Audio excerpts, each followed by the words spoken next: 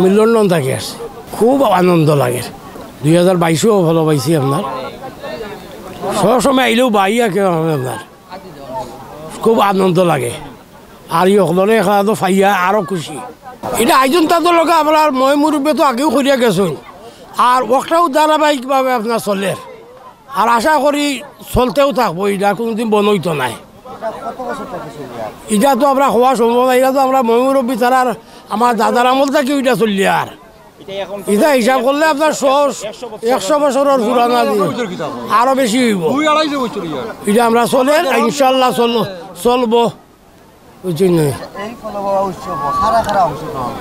আমরা তো লোক গ্রামের মানুষ, আমরা বিদেশ থাকি যারা আমরা শখ করি তারার লগে গেলামই। আপনার সব গ্রামের মানুষ, বাড়া খেউ নাই আপনার, মেহমান বা খেউ আপনার এলাউড নাই এটাত।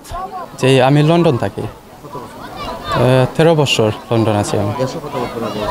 দেশও এই 13 বছর পরে এসছি, জয় ফলবা উৎসবে দেখতে এসছি।